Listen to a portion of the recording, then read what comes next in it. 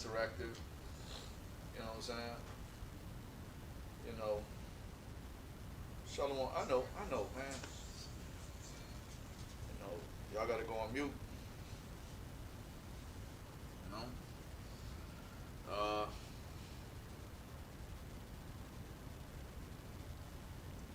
You know, first and foremost, I want to give Kal Halal Yahweh, Bahashem Yahweh Shai. That's all praises to the Most High God in the name of His only begotten Son, who the world ignorantly called Jesus Christ, Yahweh Shai Hamashiach in the Hebrew. Right? It's another. We the sector of SICARRI Long Beach.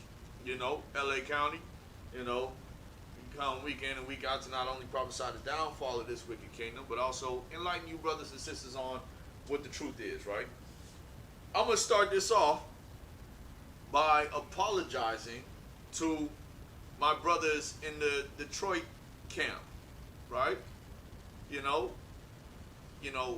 God forbid we ever have any misunderstandings, you know what I'm saying? And at the end of the day, we all brothers, you know. Let me get Hebrews 13:1.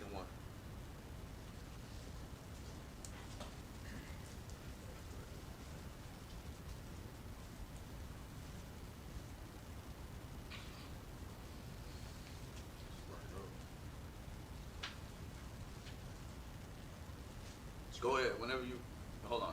Wait a minute.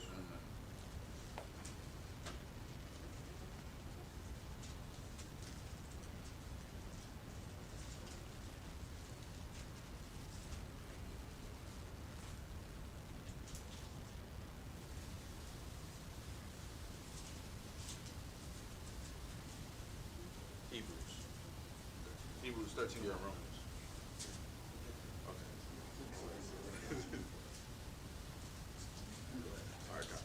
This is the book of Hebrews, chapter 13 and verse 1. Let brotherly love continue. Read it again. Let brotherly love continue. We on this walk. Hold on. Is that a big Bible? No. Yeah, man. Don't get him no little itty bitty word Bible, man. Give him something that they can see. You know what I'm saying? Oh my gosh! Then he give him the 1611 with the Roman numerals. That's it. Yeah, take that one. Take that one. We prefer. You know what I'm saying? Yeah. Y'all know y'all way around the scriptures. You know how to. No worries. No worries. Guess what, man? Tonight we're gonna be patient as hell. All right. So take y'all time. All right. So read it again. This is the book of Hebrews, chapter 13 and verse 1. Hebrews 13:1. Go ahead. Let brotherly love continue. We have to let brotherly love continue, because the last thing we need in Israel is the brotherhood to stop. You understand? You know, this is you could say this is off topic, you know, but at the end of the day, these are part of our laws. You know what I mean? Let me get that. Leviticus 19.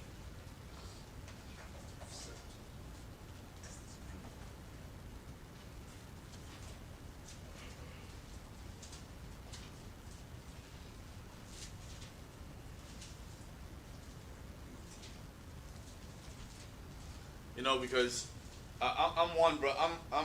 I like to feel like I'm a brother that values brotherhood. You know what I mean? So, you know, if I've ever offended anyone, you know, please forgive me. You know, and I'm not above correction or apologizing, because I believe that's a large part of this walk, forgiving and forgiveness. You know what I'm saying? That's just how it is. You gotta forgive in order to be forgiven. You know what I'm saying? Read it again. Oh, where we at? Leviticus 19 and 17. Everybody there? This is the book of Leviticus, chapter 19 and verse 17. Mm-hmm. Thou shalt not hate thy brother in thine heart. You know, a thing that plagues the black community, right? The black and Hispanic community, right? The so-called black and the so-called Hispanic community is our ability to hate each other, right? You know, y'all can walk outside the crib. I know y'all be hearing stuff when, you know, all up and down these blocks, You know what I'm saying? Because when I was here, that's just what it was. You know? And it's because we have forgotten how precious we really are, especially how precious we supposed to be towards each other. You know? So finish that out. Okay. Thou shalt not hate thy brother in thine heart. We shall not hate our brother in our heart, right? Go ahead. Thou shalt in any wise rebuke thy neighbor. And guess what? If I'm wrong, please rebuke me. You know? If I'm wrong, rebuke me. And if you're wrong, we'll rebuke you. Right? Because no one is above correction. It's a part of the walk. Right? Go ahead. And not suffer sin upon him. And not suffer sin upon you. Right? But if you going off and I don't correct you, then that blood is on my hands. Right? Because I'm not correcting you. What happened? The light? Hold on, put me on the screen. I need them to have light. Oh, no, we're good. You good? Yeah. Okay, okay, that's good? This is gonna make it hotter anyway. Yeah, no way, yeah, because someone ain't got no AC in the It's the couch, y'all. You know what I'm saying? That's it on that, right? Con. So, I said the other day I wanted to answer various questions and such, right? But what I'm going to do is I'm going to talk about something first. And it's something that I continuously hear on a regular. It's like, we got to keep the laws of the land. A brother said, would a sister, what was that? Oh my God, bro, I thought he burped, bro. I did too. Listen, he'd have been banned from here. All right?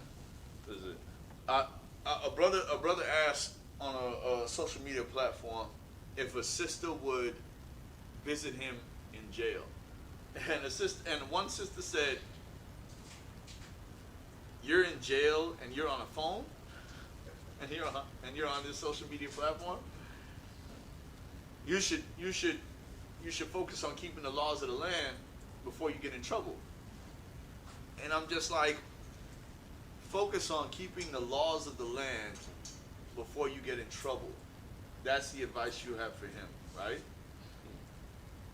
You know, take out of your mind all of the people that have committed murders and crimes and this, that, and the other, right?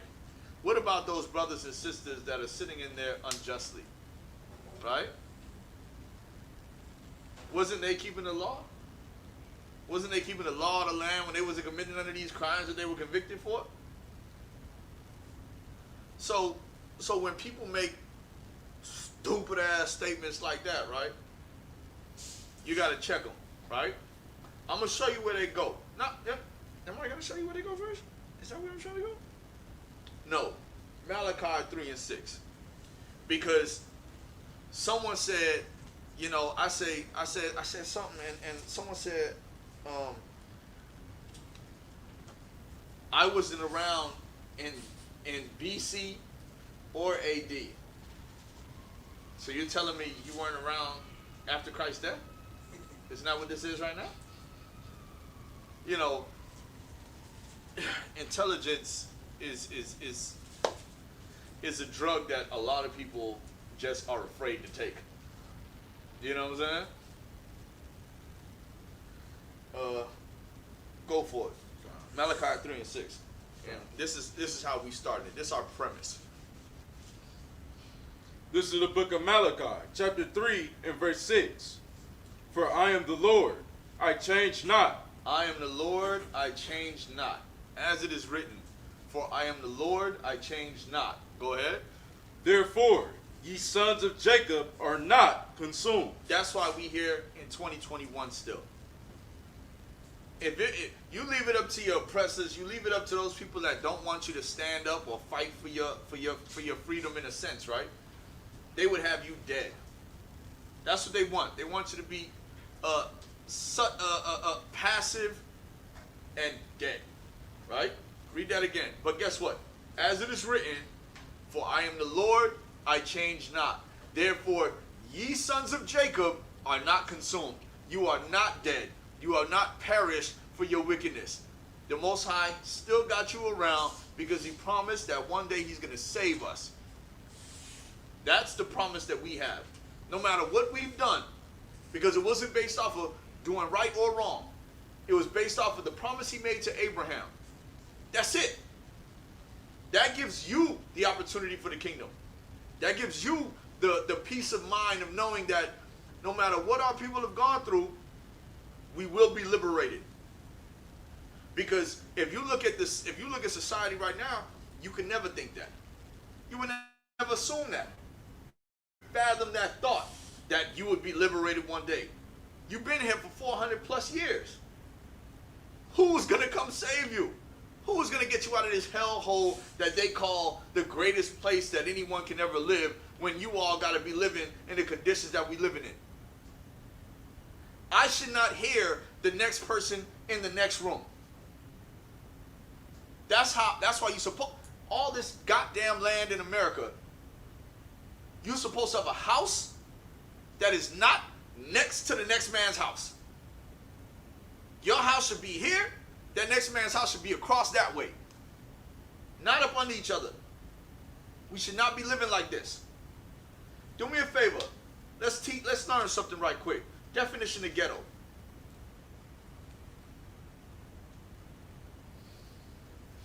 So they think we dumb.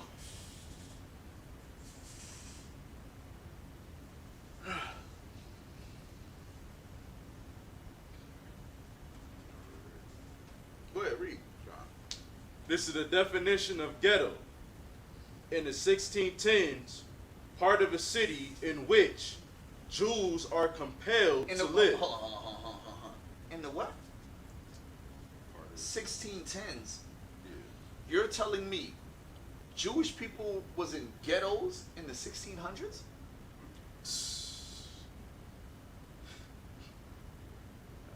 This is the etymology of the word. This is what it means. It's ghetto.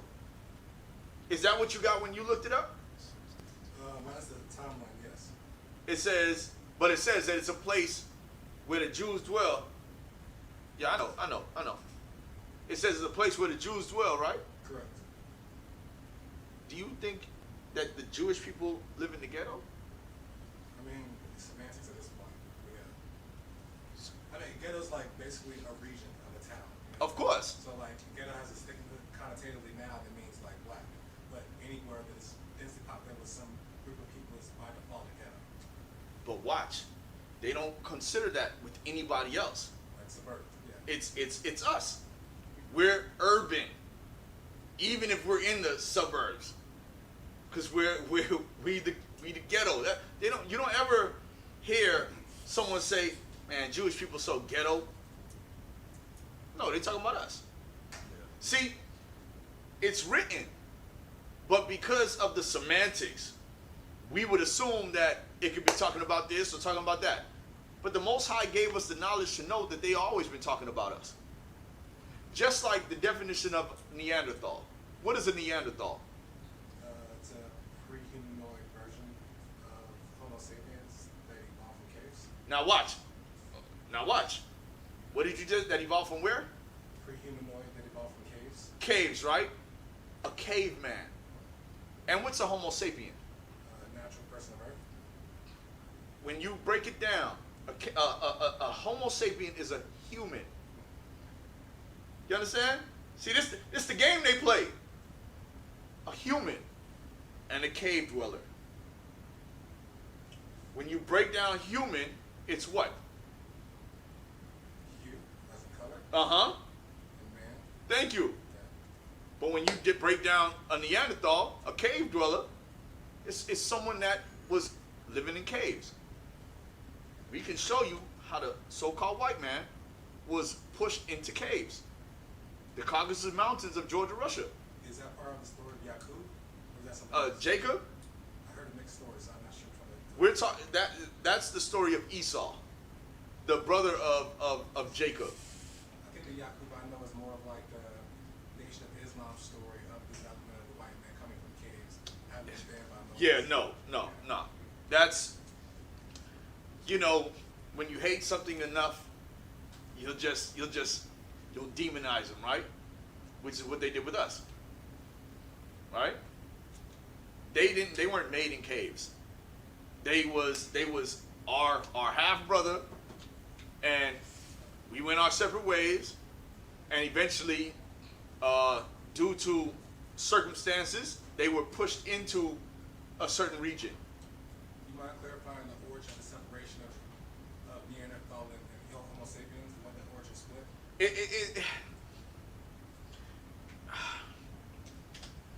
There's no such thing, is my premise. You see what I'm saying? They're just words that tell you the truth without realizing it. Because a Neanderthal, which would be a cave dweller, a human is a humanoid, right? Someone, a person of color, right? Black don't come from white. So the Neanderthal couldn't come before. They couldn't predate them. You understand? It's just words. Are they like a Pomeranian to a wolf? See, you smart. So I can't break that down. You know what I'm saying? You got words. You got words. You know, he's a wordster. I don't know. Yeah, it's a dog, right? I knew a Pomeranian, yeah. But why I say that is this, right? We know that according to what we believe, the world has been around for 12,000 years, right? But they would have us to believe that it's been around for millions of years. So how would they test that? They can't. Because even if they cut a tree, there's only so many rings. You understand? They can't carbon date anything. They can't, listen, it's faulty. We're like, we are so against them, but they're the scientists. They're the brains of the earth. They have the resources. So who do we go to for the information? It's them. But that's why we say, when it's all laid out, we can see what they're saying, and we can tell the truth. You understand? Because if it wasn't for them saying, well, because isn't that a part of the evolution? Going from one thing to the next? When they show that image? I mean, everything's evolution. They distort how the perception's digested. And how do they force feed you? Indoctrination, education. Okay. They're in control of it. You understand? So what we can do, all we can do, is take what they teach us, and go ahead. To be fair, we give them control by validating their system. Of course. But when you have no power. I mean, we have no power because we relinquished it over a period of time and generations. And it's like it feels odd to like put ourselves together in a system where it's designed for us to fail, and history's been so distorted that so much tangible things have been like Lost? lost and excluded. Yeah. So it's odd to find this like new vision of a utopian world, harmony, when we have such a detrimental past that it's Of like course. distorted. Of course. And that's why there is no hope. That's why we have no hope at times. You know what I'm saying? Like, you seem like a brother that is somewhat well versed on different aspects, right? But guess what? Everybody ain't reading things. Everybody's not what am I looking to say? Everybody's not investigating. Everybody's not you could say research. Inquisitive. A lot of people are not trying to find out, right? Yeah. You know what I'm saying? We've been placated and stagnant for trinkets of like Of course. electricity and stuff. So. You know, it is to be so damn stagnant for the last so and so and so. So, you know, the reason I say that is because when we have history to go off of, right, which is the scriptures, it's your history, your present, and your future, all laid out, all written down. The stuff that matter, right? And it also tells you how to go and deal with things, right? So that's the point of this whole lesson today, which is about just the keeping of the laws of the land. Because people will tell you, you got to keep the laws of the land. Da, da, da, da, da. We tell people, keep the laws of the Most High, and you don't have to worry about the laws of the land. You understand? And let's go into it. Hebrews 10:7.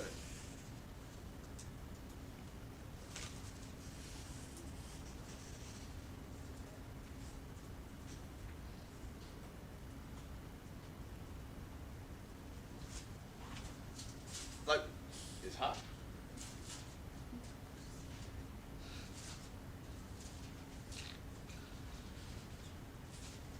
That's great.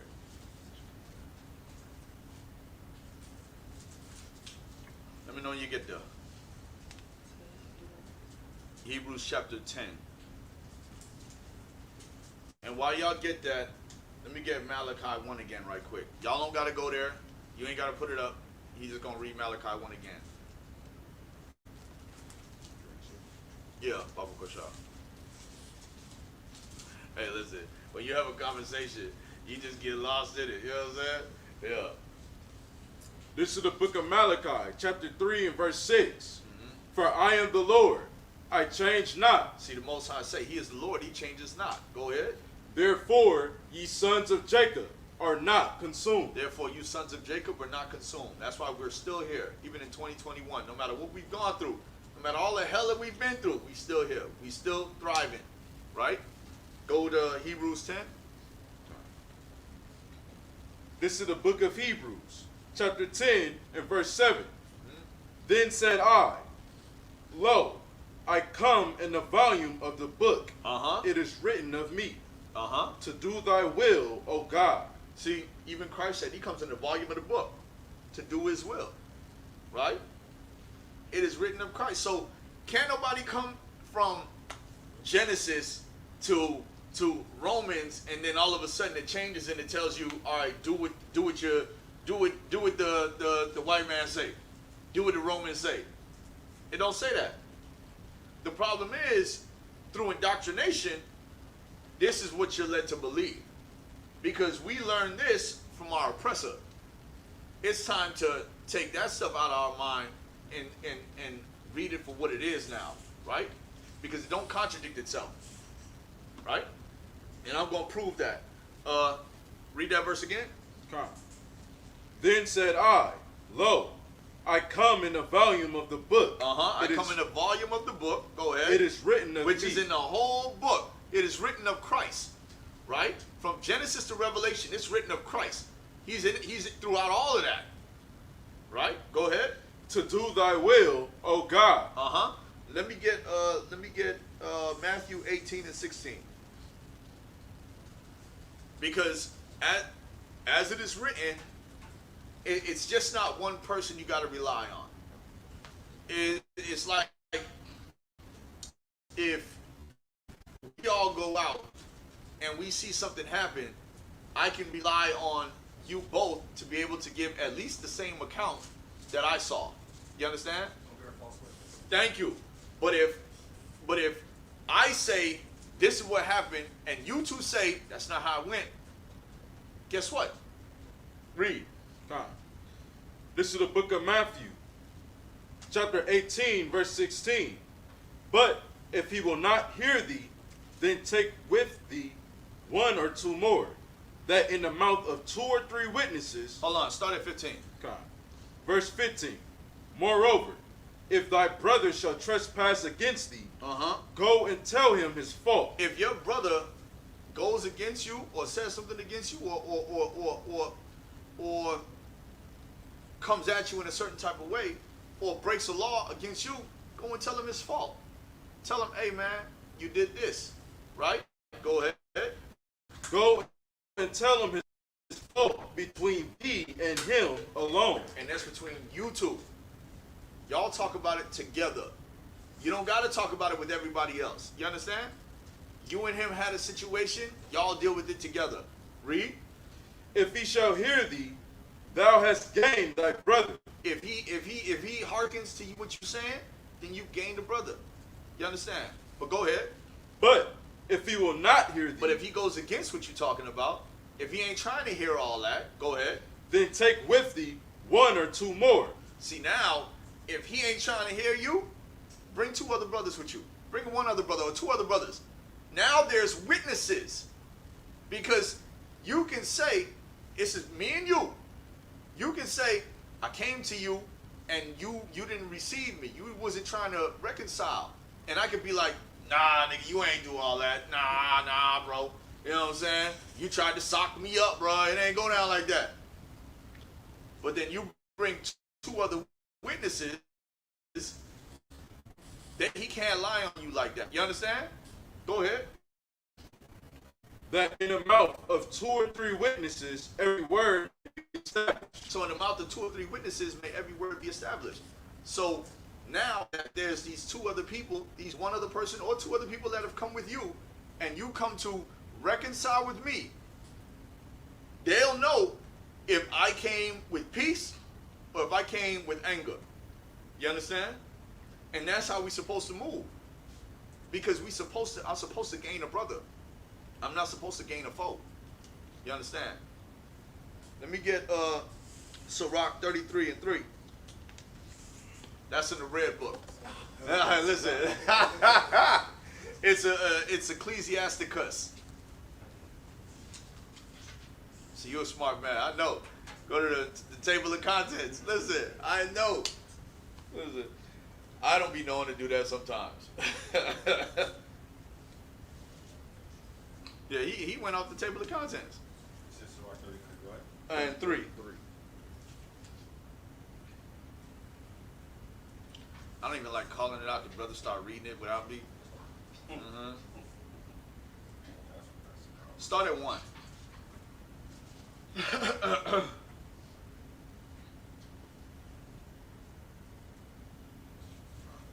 This is the book of SICARRI, chapter 33 from the top. There shall no evil happen unto him that feareth the Lord. If you fear the Most High, you'll be protected. Scripture says the angels of the Lord encamp round about those that fear him. So if you fear the Lord, you shall be protected. Go ahead. But in temptation, go ahead. even again, he will deliver him. Even through temptation, the Most High will deliver you. Just like he did with his son Christ. You understand? And you just as precious because you a child of Israel. You understand? Keep going. Verse 2. A wise man hateth not the law. A wise man does not hate the law. The law corrects us. Right? We don't commit adultery. Right? We don't eat shrimp, crab, or lobster. Right? We don't eat pork. You understand? I'm not going to rob you. You understand? The law is our friend. If I can't trust you, I can at least trust the law. And if all of you say you all are keeping the law, then I should at least be able to trust you. You understand? Go ahead. But he that is an hypocrite, therein is as a ship in a storm. A hypocrite, a ship in a storm, swaying back and forth. You know what I'm saying? There's nothing calm about a hypocrite. Right? Because he don't stand on nothing. Go ahead. A man of understanding trusteth in the law. But a man of understanding trusts in the law. Let me get that Mayan. Water. The water, King. Go ahead. A man of understanding trusteth in the law, and the law is faithful unto him as an oracle. And the law is faithful unto him as an oracle. Right? Yeah. Let me see what that... you can't. The law is faithful unto him as an oracle. Right? Let me get 2 Peter 4:11. Kashab, you gotta chill out, bro. Man, you wanna be invited on my podcast? 2 Peter 4:11. Are you serious? First Peter 4. What's the fire?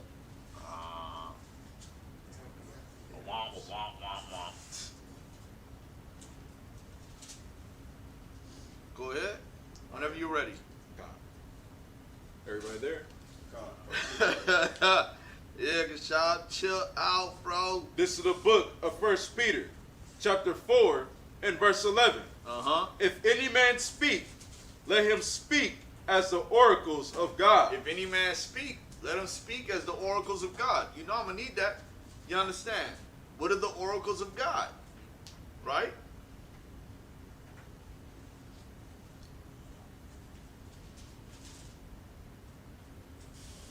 You got to scroll.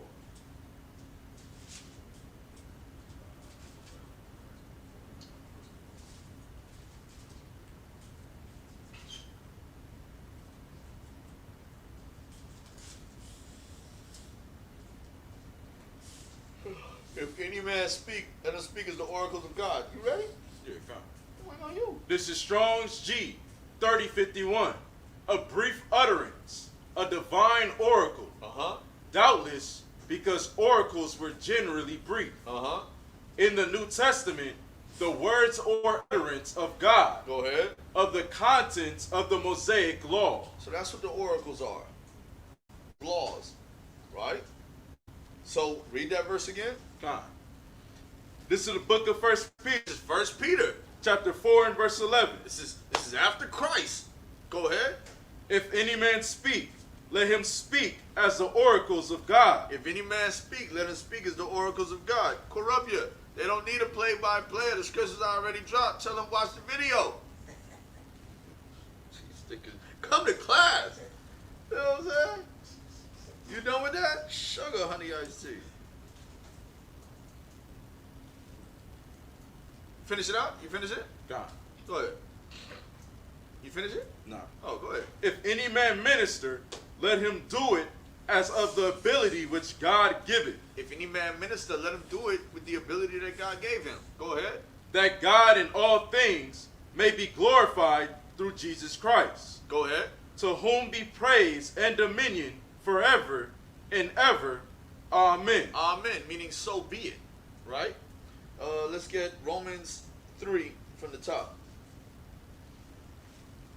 I'm going to show you why when people say, just got to keep the laws of the land, that's folly. That's folly. Go ahead. Whenever This is the y'all ready. book of Romans. Oh, Salaki. Let everybody get there, say come. Corrupia, I'm gonna time you out soon. Don't do it. Is Shalom, Shalom, Malakim. Shalom, Mashpaka. That's peace, family. This is the book of Romans, chapter 3 and verse 1. What advantage then hath the Jew, or what profit is there of circumcision?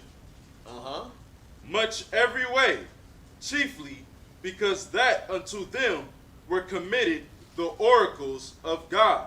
For Hold on. Started from the top again. What advantage then hath the Jew? What advantage do you have? What's so special about being a child of the Most High? What's so special about being from the Southern Kingdom? What's so special about being from the Northern Kingdom? Go ahead. What advantage then hath the Jew, or what profit is there of circumcision? Or what profit is there of circumcision, which was keeping the law?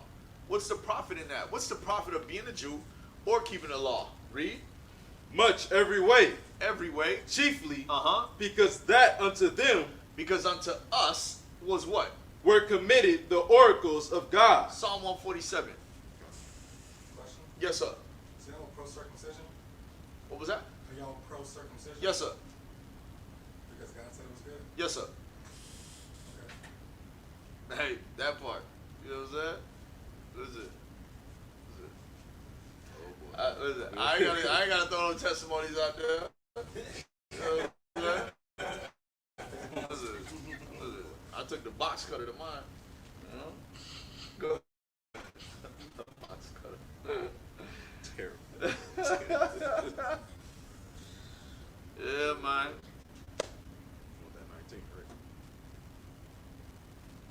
19 and 20. Yeah, con. This is the book of Psalm, chapter 147 and verse 19. He showeth his word unto Jacob. He shows his word unto Jacob. I'm gonna let y'all get there. It's towards the front. Yeah, it's in the middle of the front area.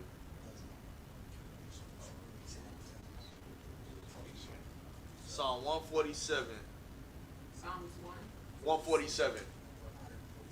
It's towards the end of Psalms, before Proverbs. And verse 19 and 20. All praises.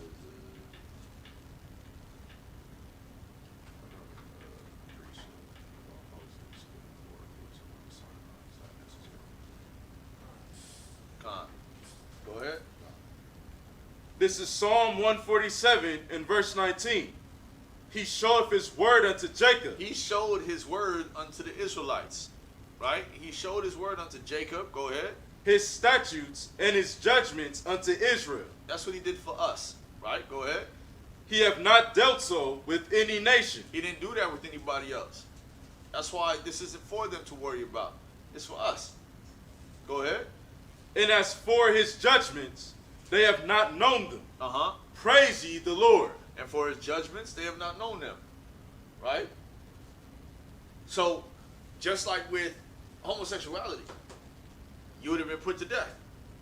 But they don't understand these judgments. They don't know that if you purge the evil, that it's supposed to make the whole land supposed to be better.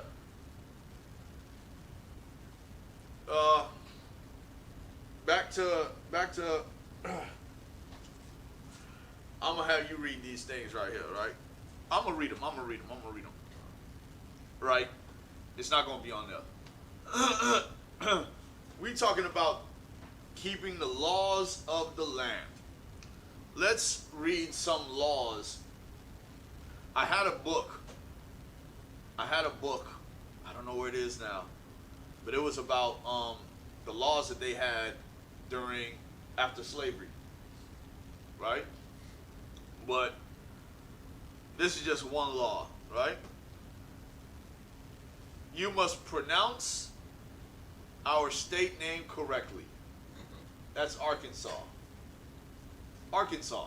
That's the law of the land. You must pronounce the state name correctly. Before you make any plans to visit Arkansas, you better practice the proper pronunciation of the state's name, or you could find yourself in hot water. State code strictly reinforces that Arkansas is pronounced one way and one way only. 3 syllables with the accent on the first and last syllable, and a silent S at the end. They're having none of your Arkansas. Listen, that's a law. That's a law. Pickles must bounce in Connecticut. That's a law. In Connecticut, a pickle can't be considered a pickle nor sold as one unless it bounces when dropped from the height. Listen, I looked all this up.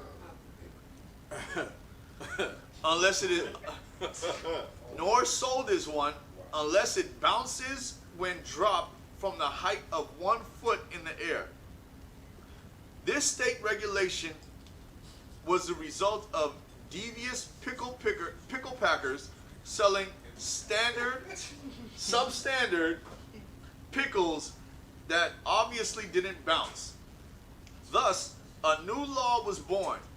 Also, illegal in Connecticut, keeping town records where liquor is sold, biking over 65 miles an hour, walking backwards after sunset, crossing the street while walking on your hands, educating dogs for a beautician to sing, hum, or whistle while attending to a customer. These are the laws. Not to mention the same-sex laws, the pedophilia laws. These are laws that they pass. So if you're going to sit there and be like, we got to keep the laws of the land over God's laws, that means you can do all these things. You can do whatever you want. As long as they say it's not bad, you can do it. Because they are the ones that determine your moral compass. Isn't that how that goes? It's not the minority that determines the moral compass, it's the majority. That's why for 400 plus years they can have us after slavery. I talk about this on a regular. After slavery, you had the law where the loitering law.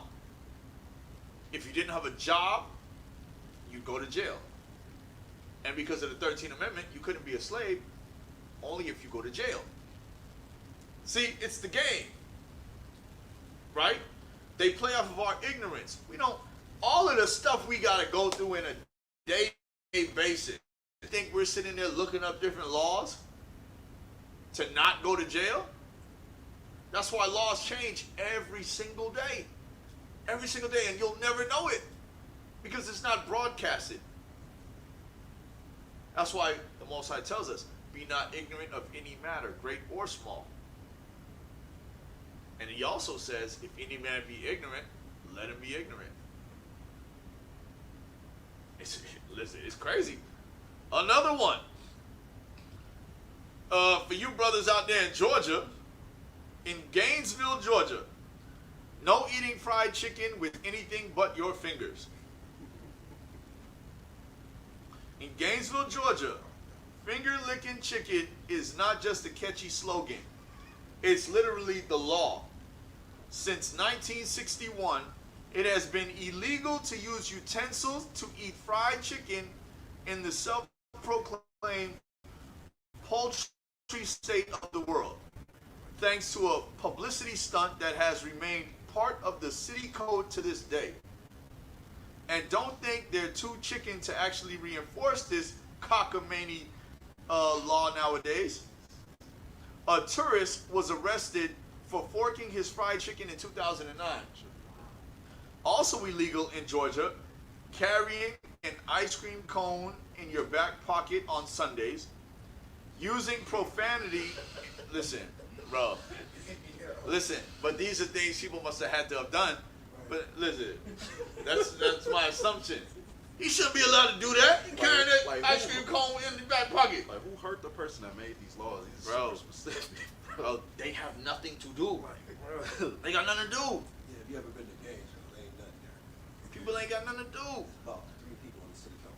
Carrying an ice cream cone in your back pocket on Sundays, using profanity in front of a corpse at a funeral home, and keeping donkeys in bathtubs. I sent you that thing, right? In the chat. I'll just go to it. Go ahead. You gotta be loud. In North Carolina, it says it is against the law to sing off key. A law. So we're going for laws that are on the books right now, actively still being. Yeah.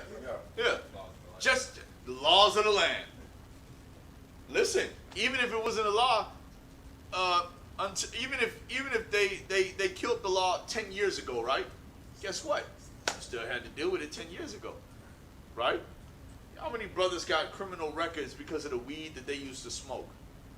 And then all of a sudden, when that hypocrite tells you, "Hey man, you know what? Y'all can smoke weed now. You just got to buy it from us." Listen, does everybody record get expunged who was arrested for smoking weed or selling weed? Or is that stuff still on their records? Worship pedophiles. Huh? Worship pedophiles, though. Of course. Pedophile, man. Listen. Keep reading them scary ass things. In New Hampshire, Bro, it's crazy out here. New Hampshire, Only in you may America. not tap your feet, nod your head, or keep time to music in a tavern, restaurant, or cafe. That's a law. Laws. Keep going. In Mississippi, it is illegal to teach others what polygamy is. You can't even teach nobody about taking another wife. In Wisconsin, it is illegal to cut a woman's hair. What? Yeah. It's illegal to cut a woman's hair? Cut a woman's hair. See now, In Ohio, Hold on. Go ahead. it is illegal for more than 5 women to live in a house. Back to the hair thing though. Yes, sir. Isn't it like a Bible verse that says a man should never cut his hair? A Nazarite, but it's not under any circumstance. They usually cut it after their vow. But mainly when it comes to a Nazarite, they can keep the vow for forever. Even when it came to Samson, right? He kept the vow. He was born with the vow. Like his mother didn't drink any wine because she was told that your son will have the vow of the Nazarite. So she wasn't even able to drink any wine until he was born, right? And then after he was born, he still never drank any wine or grapes or any of that stuff. And you know, that's why when you watch the movie Samson, did you watch the movie Samson? Watch this. Samson is a man that didn't cut his hair, right? If you don't cut your hair on your face, like yourself now, right? Would that happen? If you don't cut your hair, that's just gonna grow, right? Let me show you how goofy these people are, right? Because they control everything. In the beginning of the movie, through 90% of the movie, until he was blinded, he had no beard. And then after he was in the dungeon and his hair started to grow back, then he had a beard. But they're trying to inspire you to read biblical stories. And you missed that damn fact. You missed that. That the Nazarite cannot cut his hair, but his face is clean shaven. But then after he gets hurt, now he grows a beard. He was born a Nazarite. Are Nazarites a sect of the Judaism that you follow, or is that like a subsect or something? It's just a vow somebody takes. So it's Let not me get that. like doctrine at all. It's not a doctrine. I'm gonna get it right now. Circumcision is a doctrine, but hair is not. Repeat that. Circumcision is a doctrine, but hair is not. Circumcision isn't a doctrine. It's just like the law. Go ahead. Numbers 6, I believe it is.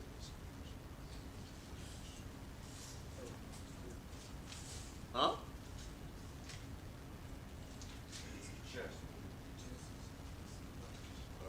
Yeah, kind of. It was number 6. Why are you listening to that dude? No, you heard me, and then you heard him. No. I said number 6. Quatarawan said number 3. It's pretty sad. Start from the top. This is the book of Numbers, chapter 6, from the top. And the Lord spake unto Moses, saying, Speak unto the children of Israel, and say unto them, when either man or woman shall separate themselves to vow a vow of a Nazarite. To vow a vow of Nazarite, To and hold on. Read it again. Speak unto the children of Israel, and say unto them, when either man or woman shall separate themselves. So what you're doing is you're separating yourself, right? Quadash, to be holy, to be set apart. When you separate yourself, go ahead. Separate themselves to vow a vow of a Nazarite, to separate themselves unto the Lord. Go ahead. He shall separate himself from wine and strong drink. It's not a doctrine. It's you're deciding I'm not going to do these things for the Lord. Fast. It's not a fast. It's not a fast. We're gonna keep reading. Go ahead. Neither shall he drink any liquor of grapes, nor eat moist grapes or dry. All the days of his separation shall he eat nothing that is made of the vine tree, from the kernels even to the husk. No part of that. No part of those things, right? No part of the vine, right? So that's from the rooter to the tutor, right? Go ahead. Verse 5. All the days of the vow of his separation, there shall no razor come upon his head, until the days be fulfilled. Like, This is your woman, right? Are y'all married? Okay. Now, when two people marry, they make a vow to each other. You understand? So it's the same thing. It's, I'm going to do this for you. You understand? So it's not a fast, because when you marry somebody, you're not really fasting, right? It's a voluntary oath. Yeah. It's voluntary. You're not forced to do this. Okay, so it's like This is optional. that's why it says if that man or woman chooses to separate themselves, you understand? Read verse 2 again. Come on. Verse 2. Speak unto the children of Israel, and say unto them, when either man or woman shall separate themselves to vow a vow of a Nazarite. To vow a vow. It's your choice. Every Nazarite, it was their choice. You understand? And Nazarites are subsects of Jews. Nah, it's anybody. Anybody in Gentile? Israel. Nah, anybody in Israel. So it's a location of a person. No. A Nazarite is a vow. Oh, Yeah, it's just a vow. It's called the Nazarite vow. it's not a people. It's a No, that's Nazarene or Nazareth, Gotcha. right? And that's just in Judea, right? That's just a, Okay. yeah, Nazarite just means consecrated or devoted one, right? All right. Like a monk. I guess you could say something like that. Yeah. Cut off a bunch of different stuff and walk in this way, right? Go back to, what verse we on? Read verse 5. Go ahead. Verse 5. All the days of the vow of his separation, there shall no razor come upon his head, until the days be fulfilled, in the which he separateth himself unto the Lord. He shall be holy, and shall let the locks of the hair of his and shall let the locks of the hair of his head grow. Go ahead. All the days that he separateth himself unto the Lord, he shall come at no dead body. You can't be around no dead body. Go ahead. He shall not make himself unclean for his father, He ain't going to his father's funeral. Go ahead. or for his mother, His mother's funeral. Go ahead. for his brother, All of that. or for his sister, when they die, because the consecration of his God is upon his head. It's like when someone joins the military, right? That's where they at. There's no leaving that. You understand? The highest general, he made a career out of being in the military. You understand? So when you become a Nazarite, your walk is based off of making sure that if you go to the store or you go to a restaurant, you're not drinking something that has this in it or that in it. You know what I mean? Are Nazarites' philosophies a higher creed in the sect of holiness amongst God's people? I wouldn't say that. I wouldn't say that. I wouldn't say that. I would just say they chose to take on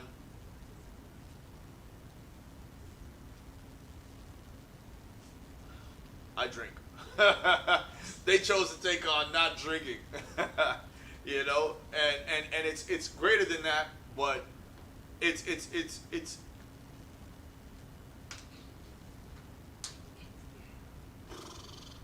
I wouldn't say that. Would But they go be ahead. closer to Jesus in that essence? Would they be like closer to the ideal man, having lived with such restrictions and oaths? Or is it just like, it's the color of character? It's about character, because I mean, even with that being said, you can choose to take a vow of not doing something, and it doesn't have to be the Nazarite vow. This is just more of a specific vow. Go ahead. Does the vow even exist and was written down for a whole code? I would think it has some weight and value in a book. So, Well, if not, it's just like describing like Sims characters. I don't get like the value of creating a second thing. It's not of a higher nature. Like everyone in these books is like a holy person of God or something, right? So to have a section of people or oath takers that aren't deemed on a certain caliber in society, then why would he be put down there? It's not that valid. listen, it's what the Most High asked for. I'm gonna prove it to you. When you don't know about Samson. Samson had a woman, and like I said, the Nazarite of Nazarites, right? And he wasn't a Jew. He was from the tribe of Naphtali, right? No, Dan, right? Dan. Samson was from the tribe of Dan, right? And what ends up happening is the woman he was with, the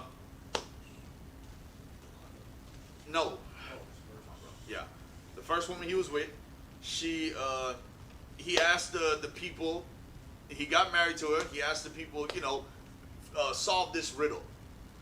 They said, they can't solve it.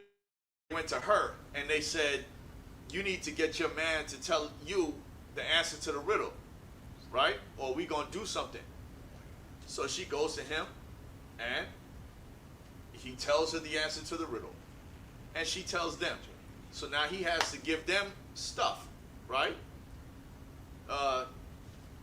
Just get it. It's on the screen. It's 14. You gotta go. Yeah. Read it start at 17. This is the book of Judges 14, and we're gonna start at 17. It's towards the beginning. Yeah, you can start at 16.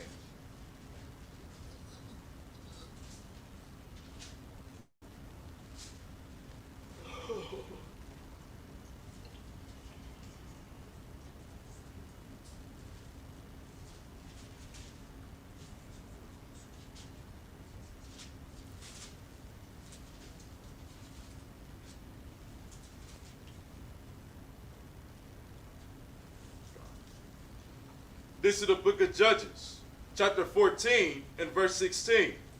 And Samson's wife wept before him and said, Thou dost but hate me, and lovest me not. So she manipulating him. You don't love me, cause you ain't tell me the secret codes.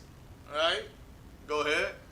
Thou hast put forth a riddle unto the children of my people, and hast not told it me. And he said unto her, Behold, I have not told it my father, nor my mother. I ain't tell my dad or my mother, and I'm gonna tell you. And shall I tell it thee? Go ahead. And she wept before him the 7 days. Because he said, in 7 days, I need that answer. Go ahead. While their feast lasted, and it came to pass on the 7th day that he told her, because she lay sore upon him. And she told the riddle to the children of her people. And she then gave that information to the people he asked the riddle to. And the men of the city said unto him on the 7th day before the sun went down, What is sweeter than honey? And what is stronger than a lion? And he said unto them, If he had not plowed with my heifer, ye had not found out my riddle. His heifer, which is his woman. Go ahead. Verse 19. And the Spirit of the Lord came upon him, and he went down to Ashkelon, and slew 30 men of them, and took their spoil, and gave change of garments unto them which expounded the riddle. This man went out there and killed 30 men, and took their clothes, and took certain things, and then gave it to the men that he said that he gave the riddle to, because that was the deal. If you answer this riddle, I'm gonna give you these things. If it wasn't for his woman and his heir, you understand? He would have never gave them that stuff, and he would have won whatever he was asking for. Keep going. But what? Did God put him to death because he killed 30 men? No. Did it make him more special because he killed 30 men? No. You understand? He was a Nazarite, right? Go ahead. And his anger was kindled, and he went up to his father's house. But Samson's wife was given to his companion, But then Samson's wife, when he goes out of town and he come back, now his wife is with the next man. Why? Read. whom he had used as his friend. Keep going. Next chapter. Chapter 15, verse 1. But it came to pass within a while after, in the time of wheat harvest, that Samson visited his wife with the kid. And he said, I will go into my wife into the chamber. But her father would not suffer him to go in. She pregnant. Go ahead. And her father said, I verily thought that thou hadst utterly hated her. So because she was nagging and crying on his shoulder for them 7 days, and he had to go kill all these people and go pay these people off, her dad's like, you left, I thought you hated her. So I gave her to somebody else. Go ahead. Therefore I gave her to thy companion. Is not her younger sister fairer than she? Take her, I pray thee, instead of her. Samson wanted this woman. Now you gave the woman he wanted to the next man. And now you're trying to say, hey, just take her sister. Isn't she more beautiful? Read. And Samson said concerning them, now shall I be more blameless than the Philistines, though I do them a displeasure. Man, what did Samson do? Read. And Samson went and caught 300 foxes, and took firebrands, and turned tail to tail. So he lit the tails of the foxes. He tied the tails of the foxes together, and he put something on it and lit it on fire, and let them loose. Where did they let loose at? And put a fireband in the midst between two tails. And when he had set the brands on fire, he let them go into the standing corn of the Philistines. And burnt up both the shocks, and also the standing corn, with the vineyards and olives. Man, he done burnt all this stuff up. Go ahead. Verse 6. Then the Philistines said, who hath done this?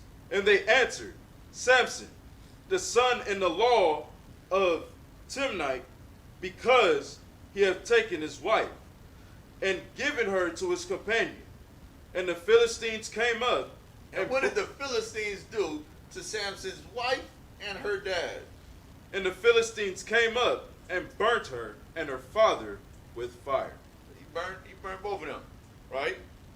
After this, Samson kills a lot of them, right? Hey man, you know, it's the get back. Then Samson sleeps with a prostitute, right? Then after he sleeps with a prostitute, see, nobody's gonna be like, oh, he's so special, this and the other. He's just a man. He's just a man that was under the Nazarite vow. Then you get to Delilah. He wants to be with Delilah. His parents were like, don't deal with Delilah. Pick a woman of your people. It's like, nah, man, I gotta have her.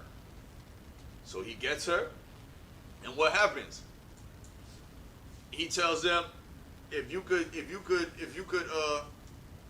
he's killing left and right, right? They're like, how is it that he's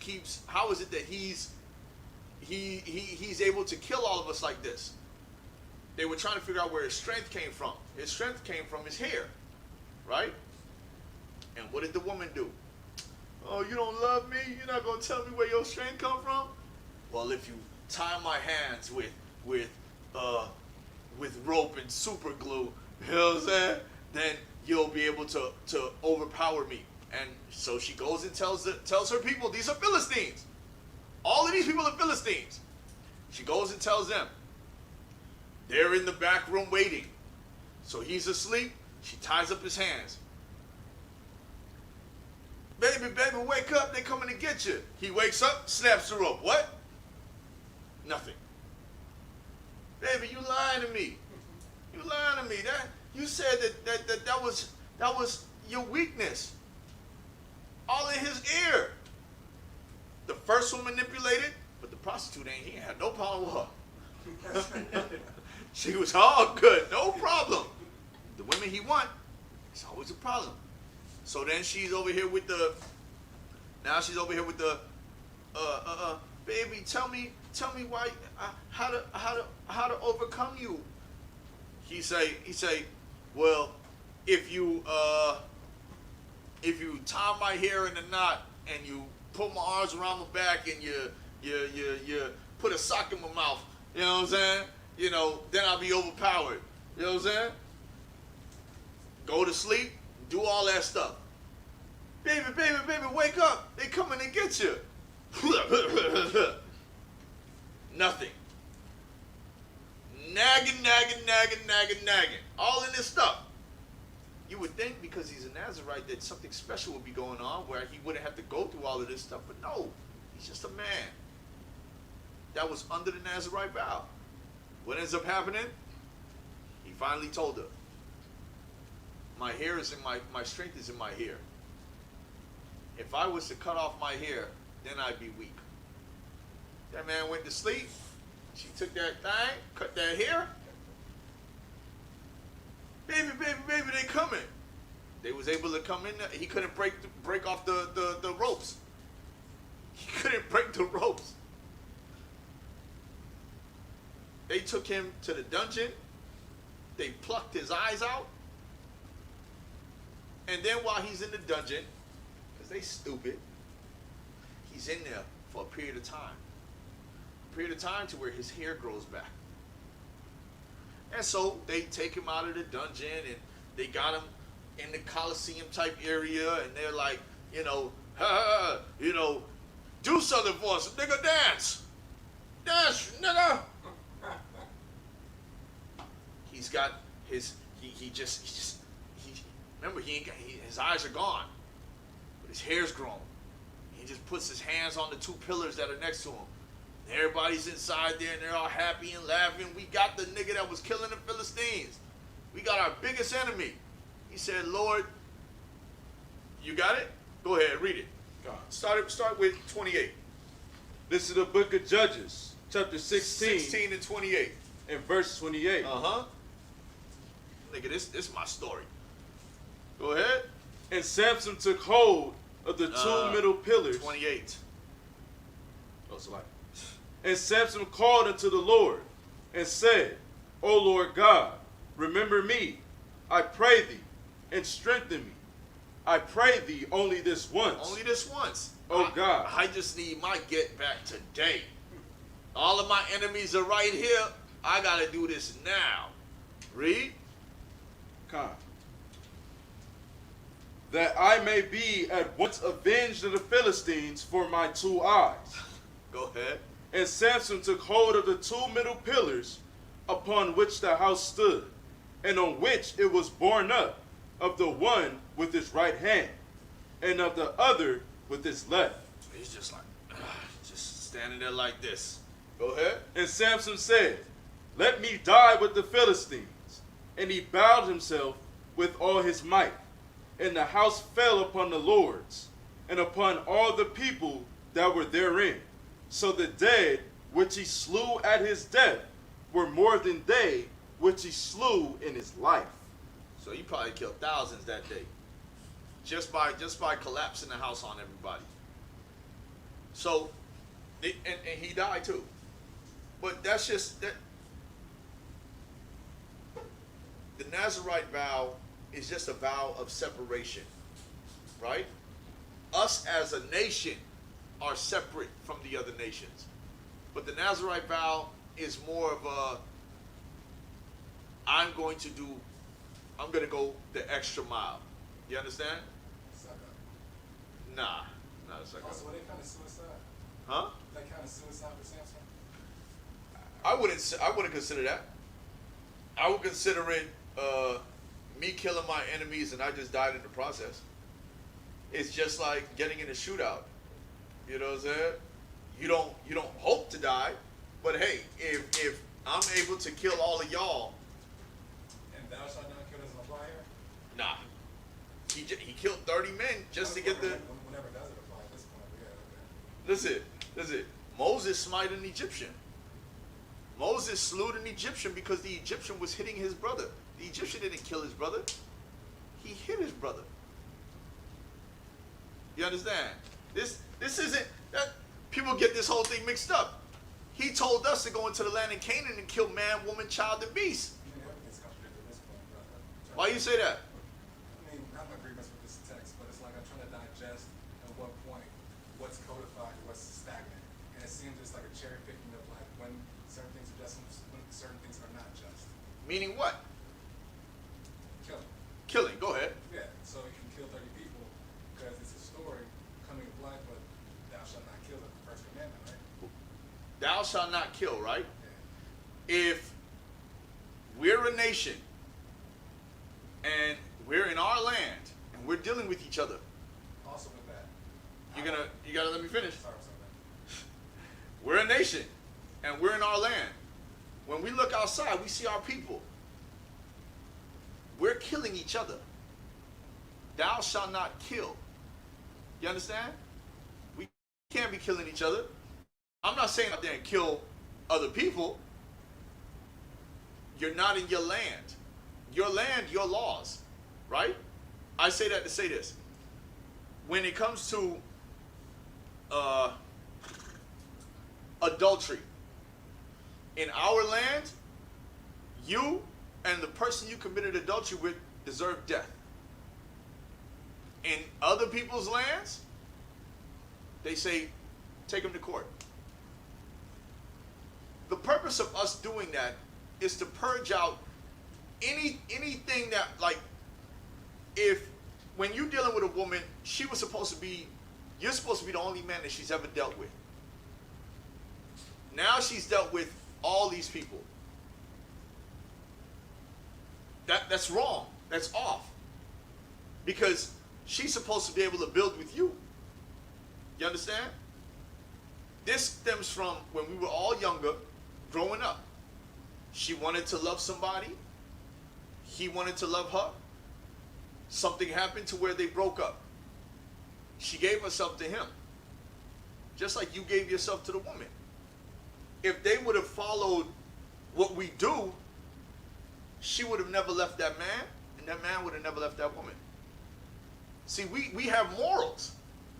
But when we leave the moral compass to follow after the morals of the people that are above us, then then there's no problem with adultery. There's no problem with cheating. Right? Just like there's no problem with them murdering us. Let me get that. Leviticus 19. To stand in the blood, you know what I want. To kill is against the law, right? To be a murderer is against the law, right? I have a comment. Yes, ma'am. When it says thou shalt not kill, is it only speaking of murder? Because the Bible also speak about the tongue speaking life and death. So could we kill each other by the way we speak to each other? Scriptures. Not necessarily murdering. Of course, because when Christ came, Christ took it to another level. He said, even if you hate your brother in your heart, Exactly. that's murder. You understand? Because it's talking about us. We were killing each other. We were putting each other in slavery. Go ahead. Also with that, I have a hard time distinguishing when the umbrella of God ends. Because in the Bible, we also don't recognize other gods. So that implies other gods exist. Of course. So is this God higher than those gods, or just cousin gods? No. This is the Most High God. When it say that there's other gods that exist, it's because it's whatever God you believe in. You understand? There's a... Oh. I'm gonna let... I know you got good memory. You're gonna remember it. I was watching this thing about unicorns. There's about 5 people. 4 white girls and the black girl. And they all worship unicorns. See, the black man gonna be somewhere. You understand? We always into something, right? But that's all it's talking about. Like Eliphaz, gold is your god. You understand? That's what Eliphaz means, right? So they're gods because these are things people worship. It doesn't give them power. You understand? Okay. That's all. You on this earth are a god. It don't mean the white man is a god, but God said that you are a god. I find it hard to distinguish if God being all and God's almighty. Then how can other things that God's created in this universe we all interact with not be of God's ordainedness as well? Who said it isn't? So with that, then it's kind of feels like a contradictory statement. Say don't worship other gods. You're validating that system by saying other gods. You got to remember, we came out of Egypt. When we were coming out of Egypt, we saw all the miracles. We saw what Pharaoh was doing as well. We saw his miracles too. And Pharaoh was made by God too, right? You mean like mankind? Yeah, I mean, as a mankind. So as in like de facto Noah, like everyone's Abrahamic after that point. Like, No. Everybody's Noahic. Noahic. You know what I'm saying? You know, we all come from Noah. Abraham comes from Noah. Before Noah. No. Abraham's after Noah. So we all come from Noah, but Noah had 3 sons. So from there was the whole split above the earth. You know, everybody don't come down the line of Abraham. You come down the line of Abraham. You understand? Yeah. Listen. Yeah, here's the thing, right? You can't come here with all of the other stuff that you know and believe, right? I'm not saying you can't come, but when we dialogue, it's hard to digest what we're talking about, because when we go into here, it's here and there and here and there. If we deal with the story, we can deal with the story. You understand? If like every time you've had something to say, we just went to an example or something like that, right? That's the only way we can do it, because you have a lot of questions. You know what I mean? And I don't have a problem with your questions. I literally was saying, like, this is going to be the question day. You know, you just have these special questions. You know what I'm saying? What? Go ahead. This is Psalm 135. You could even go to Bell and the Dragon. Yeah. You know what I'm saying? But go ahead. Verse 15. Hold on. Call it again. You know, the young lady has to find it first. Psalm. Yeah. Psalm. Psalm 135. 135. Remember, it's before Proverbs. Con. Okay, I'll pray. Stuff like that. Verse 15. We're going to read up to 17. Right? Okay. Hold on now. So this is Psalm 135, verse 15. The idols of the heathen are silver and gold, the work of men's hands. Right? They have mouths, but they speak not. Eyes have they, but they see not. Idols are what people worship. So now watch. Keep reading. They have ears, but they hear not. Neither is there any breath in their mouths. Wisdom of Solomon 14 and 12. It's going to be in the red book. Wisdom of Solomon, chapter 14.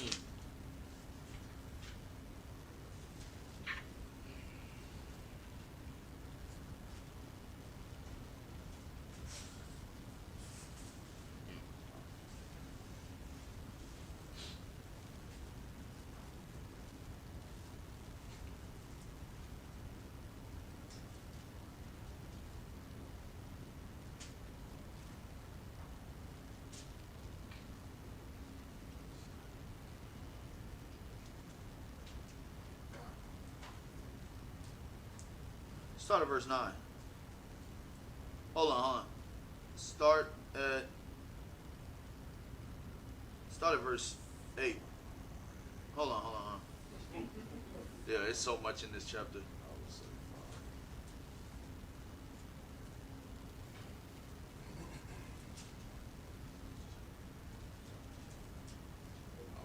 Start at 5. This is the Wisdom of Solomon, chapter 14 and verse 5. Hold on. Start from the top. 14 and 1. This is the Wisdom of Solomon, chapter 14 and verse 1. Again, one preparing himself to sail and about to pass through the raging waves, calleth upon a piece of wood more rotten than the vessel that carrieth him. Read it again. Again, one preparing himself to sail and about to pass through the raging waves calleth upon a piece of wood more rotten than the vessel that carrieth him. Go ahead. He calleth. Listen. He's praying to an idol. He's praying to wood. Read it again. Again, one preparing himself to sail He's about to leave. He's about to set sail. Go ahead. and about to pass through the raging waves And now the water's about to get choppy. What is he going to do? calleth upon a piece of wood Calls upon a piece of wood, just like when we used to wear those wooden crosses and stuff like that. He calls upon a piece of wood. Go ahead. more rotten than the vessel that carrieth him. More rotten than the vessel that carrieth him. Right? Go ahead. Verse 2, for verily, desire of gain devised that, and the workman built it by his skill. Go ahead. And the workman built it by his skill. Man-made idol worship. Man-made stuff. Right? Go ahead. But thy providence, O Father, governeth it. For thou hast made a way in the sea, and a safe path in the waves. But we have a God that will calm the waves for us. That will make safe passage for us. Right? Go ahead. Showing that thou canst save from all danger. Yea, though a man went to sea without art, nevertheless, thou wouldest not that the works of thy wisdom should be idle. Go ahead. And therefore do men commit their lives to a small piece of wood. Men commit their lives to a small piece of wood. I grew up in the church. I used to have rosaries. I used to have all that stuff. Right? I used to make them. Go ahead. And passing the rough sea in a weak vessel are saved. Go ahead. For in the old time also, when the proud giants perished, the hope of the world governed by thy hand escaped in a weak vessel. That's Noah's Ark, right? Go ahead. And left to all ages a seed of generation. And that's Noah. That's what was left. Noah, Ham, Shem, and Japheth, and their 4 wives. That's what populated the earth after that. Keep going. For blessed is the wood whereby righteousness cometh. And because Noah was a righteous man, that's why I say blessed is the wood that righteousness cometh. You understand? If it wasn't for him being on that ship, you understand? What else would there be? Because everybody was wicked. Go ahead. But that which is made with hands. Now hold on. And when I say righteous and when I say wicked, we're basing this off of what the Most High deems righteous or wicked. You understand what I'm saying? You in America, being a certain way could be righteous in their eyes. So just because you hear righteous and wicked doesn't mean that if you don't understand what would be considered righteous to the Most High, because like I said, the Most High had us go into lands and slaughter everyone so that you can have a place to live. So that our people can have a place to live. Why? Because he chose you to be his people. We don't question the potter. We the clay. Go ahead. My understanding of Noah and the way it ended out was that he was supposed to let everyone die and not repopulate the earth. It was something of like a firstborn, some kind of sign or signal, and then the son was was the first girl, kill it. If it's a girl, kill it, and it's a boy, then they all just died. He'll bury the last one. That'll be the end of humanity. No. Okay. Nowhere. Okay. Nah. You know what I'm saying? I would love for you to repeat it. You know what I'm saying? But no. Noah told them, get your ass on this boat too. They didn't want to. You understand? He was trying to preserve life. Just like Abraham. You understand? When he was in Sodom and Gomorrah. Or was that Lot he was talking to? It was Lot. Lot said, I can find 35 people. You know? If I find 35 people, don't destroy Sodom and Gomorrah. The Most High said, go ahead then. Find 35 righteous people. He came back. Hold on now, hold on. If I can find 25 righteous people, please don't destroy Sodom and Gomorrah. He said, you know what? It's all good. I won't destroy it. Find them. He came back. If I can find 10 righteous people, see, keep trickling down them numbers. Yeah, defining righteous in people is like, doesn't count babies. Does it count babies? You can't steal nobody's babies. I can't control your child. I can't control you. So if you're doing your thing and you got a child, I can't come to you and take man do. The white man come in your house and take your child. He's saving your babies. See what I'm saying? So I can't do that with you. I can't come to you and take your child just because you're being wicked. Okay. How would that make me right? I mean, I feel you can spin it anywhere at this point, but like, You're hilarious, dude. spin it. Why you say that? The idea of like, it's not okay to steal a child in a town of like heathens, but it's okay to mandate cutting off their dicks. I'm sorry for circumcision, like I have a thing with that. So like, that's just like always my analogy for like Hitler.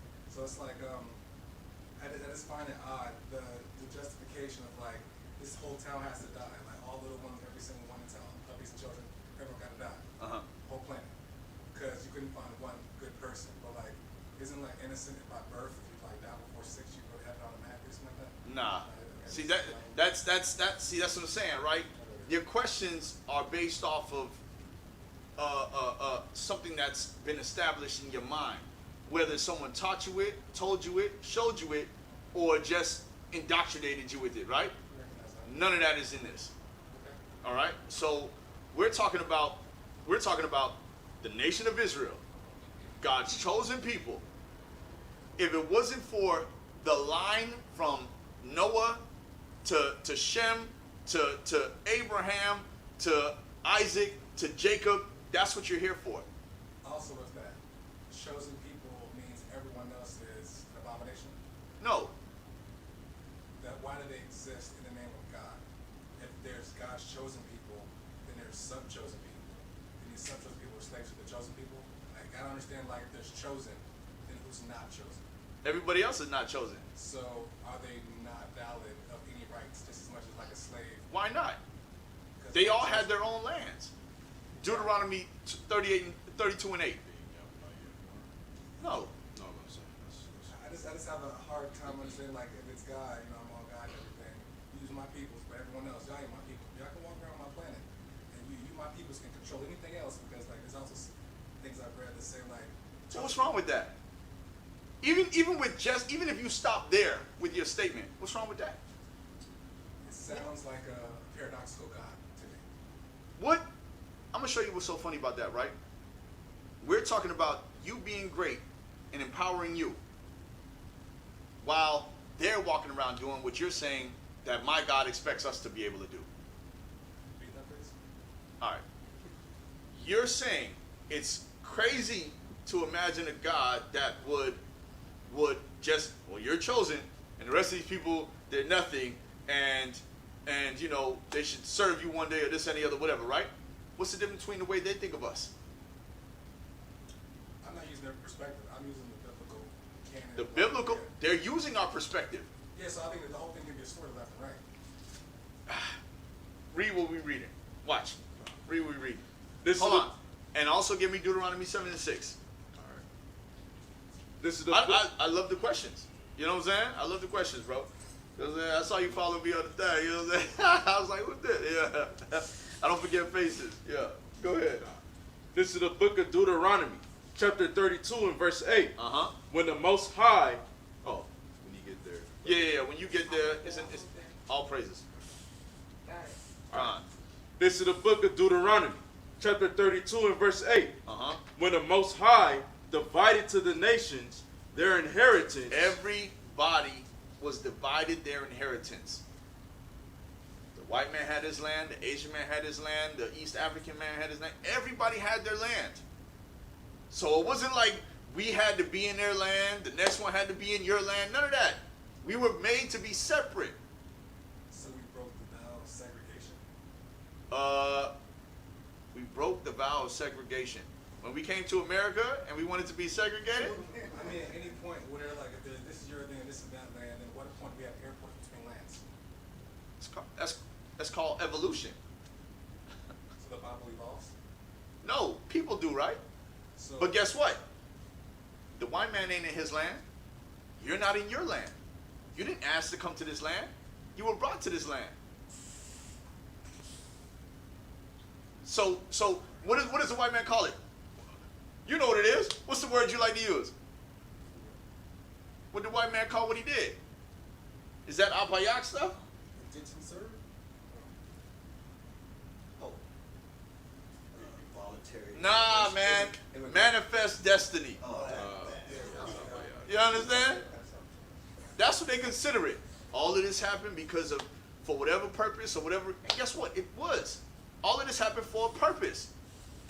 We went off. We went off. You went off. I went off. Right? This is your punishment.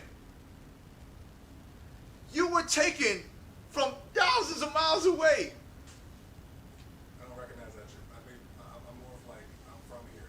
I don't believe in the whole boat theory. That's not mine. You don't believe in the boat theory? Okay, well guess what? You're not alone, right? Because there's a bunch of people that feel like you, right?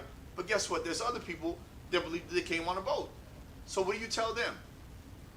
People believe a lot of different things. I know my truth. I know the science of things. I my research. And it's like, it's fancy to think about massively transporting a whole colony of people. No. You're talking about over a period of time, people on a ship. They've always had people on ships. It can't be far-fetched. Okay. Even if we say 50 people at a time, you're not talking about a ship that holds people. You're talking about a ship that's supposed to hold goods. So, yeah. So we're not talking about people in living quarters or this, that, and the other. You're talking about man and woman sleeping around on top of each other. She piss or shit, and it's on you. She have a period, it's on you. The baby's born because she was pregnant before she got on the boat. The baby's there. It's not far-fetched. Nah, see, it's the questions. It's the questions because he opens up another door. You know what I'm saying? Deuteronomy 28 and 68. Deuteronomy 28, verse 1, verse 15. Deuteronomy 27 and verse 26.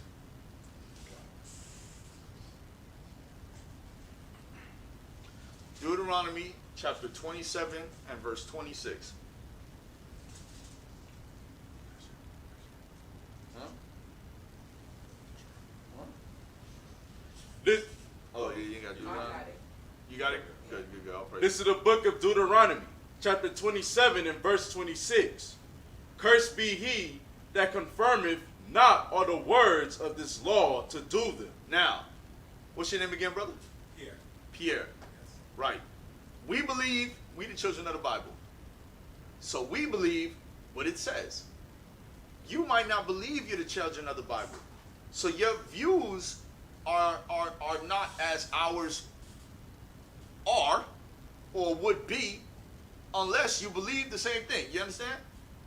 So I don't knock you for your thought process or your thought pattern. I'm just here to show you what we believe, why we believe it, and why we move off of what we move off of, right? Which is why, brother, you can come inside this man's house and not have to worry about nothing. You understand? Your woman don't got to worry about nothing. She ain't got to worry about men trying to get her in this house. You understand? Because we believe what we read, and we believe that it pertains to us, right? Go ahead.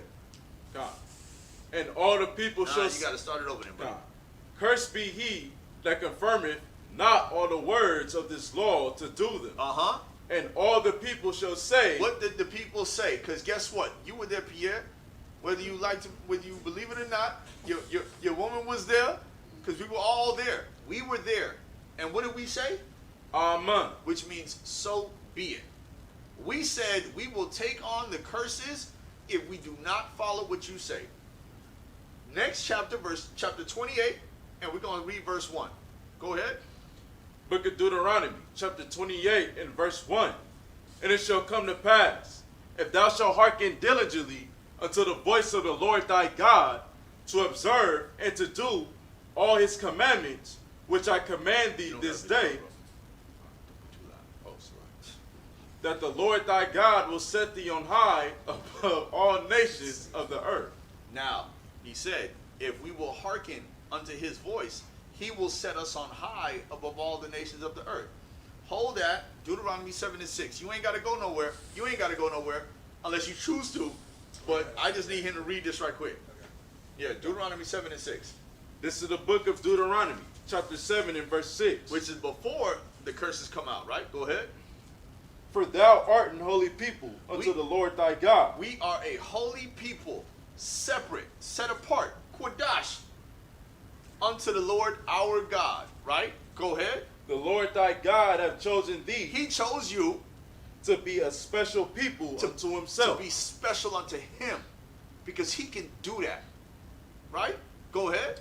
Above all people that are upon the face of the earth. So that's why we feel the way we feel when we read this and we go outside in them streets and we look at everybody in their face. We believe we that special. You've seen it. You've read it. You've witnessed it on every level of either on every level through inventions, sports, literature, music. You've seen that you're the greatest people on the planet. Cooking, except for who that white woman is, Martha Stewart. She's good. She's good. You know what I'm saying? She took the recipe, huh? Let me tell you something, man. All they make is coleslaw. Listen, with raisins in it. You know? It's so hard to get potato salad out the store because you know it ain't your people making it. You know what I'm saying? Them hard potatoes. Go ahead. God. Where we at? Deuteronomy what? 28, 15. 28. We read verse 1. If you will not if you listen, Shemai, unto the voice of the Lord thy God, he will set you high above all nations upon the earth. Read verse 15. Now from verse 1 to verse 14 are blessings. Blessed in the street, blessed in the field, blessed when you bring your child into the earth, blessed when they die, right? You'll have abundance of everything. Bless, bless, bless, right? But what happens? Read. This is the book of Deuteronomy, chapter 28 and verse 15. But it shall come to pass, if thou wilt not hearken unto the voice of the Lord thy God. If we will not Shemai, if we will not hearken, listen unto the voice of the Lord thy God, right?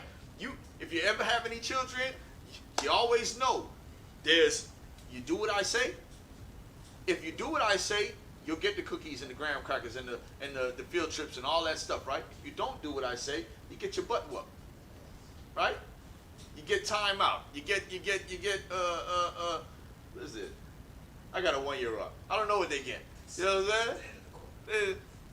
He ain't gonna stand. He ain't gonna stand nowhere. He gonna run everywhere. Go ahead.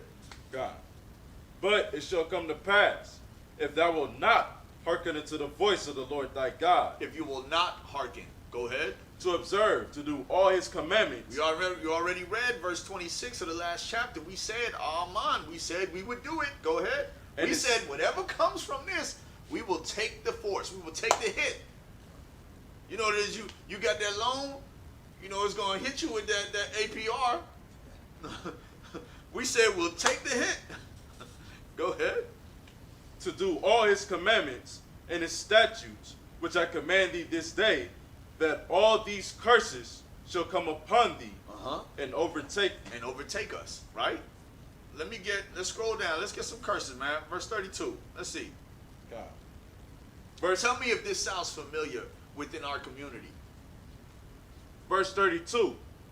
Thy sons and thy daughters shall be given unto another people, and thine eyes shall look, and fail with longing for them all the day long. Whether you got off a boat or not, when you talking about that slave trade, they took your children.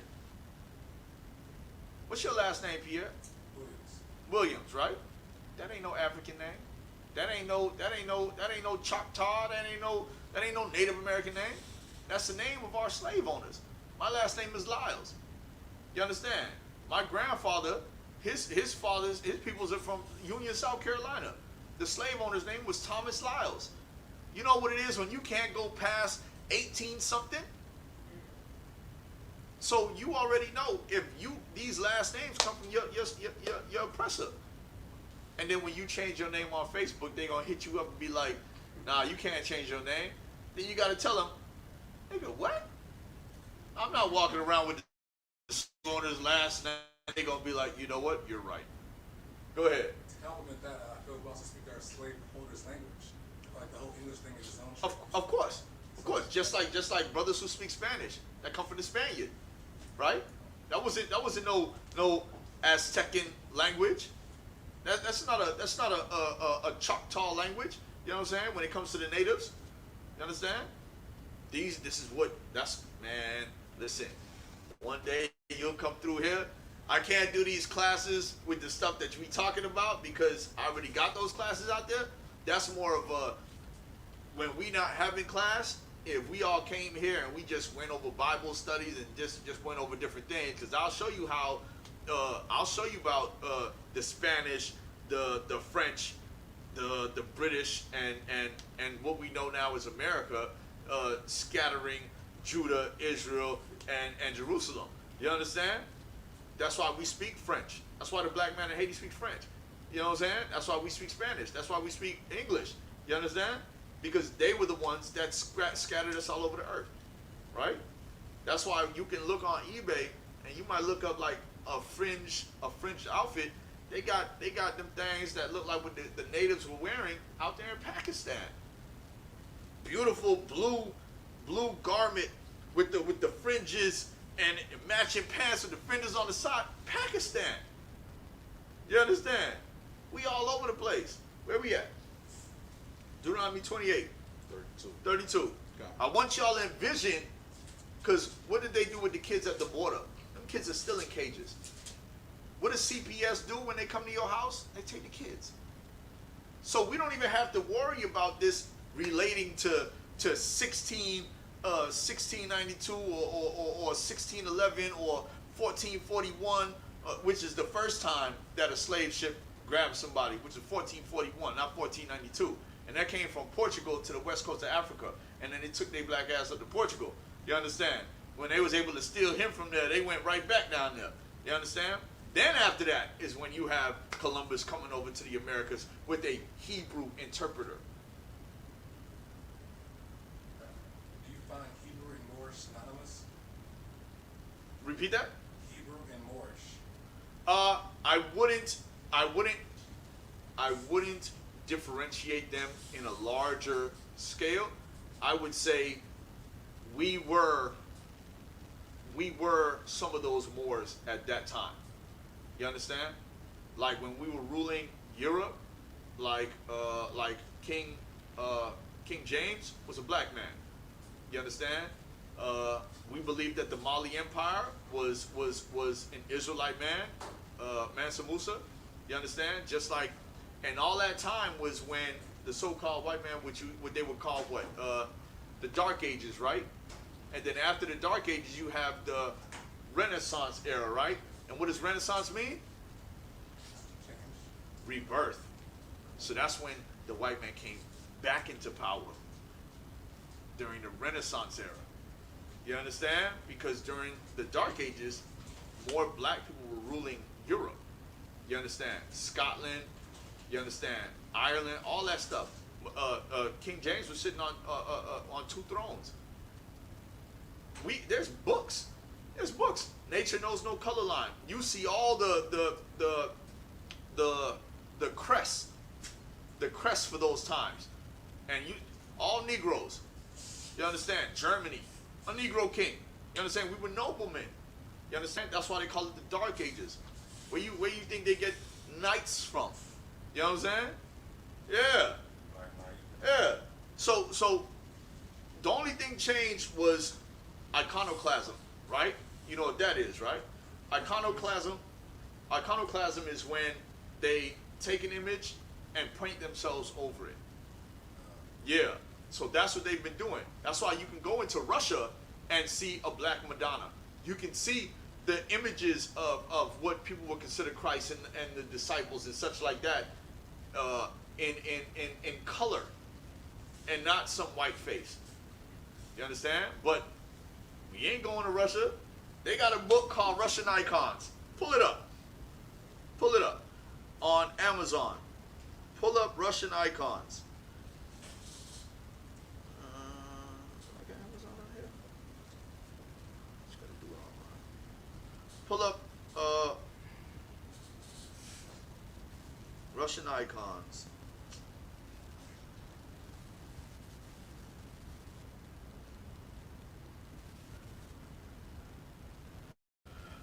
Hold on.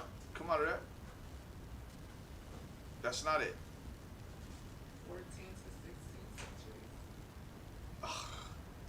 Listen, on Amazon, That's what that link said. I know there's multiples. There's a reason why there's multiples. You're going to see why there's multiples. Oh, man. This internet, dude. Where you at?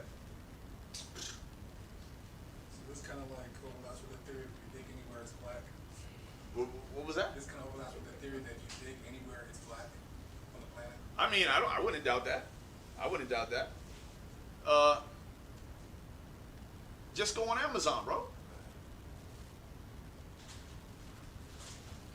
Okay, now look up Russian icons. Don't click on stuff. Just put in Russian icons. In the search bar of Amazon, bro. Huh? I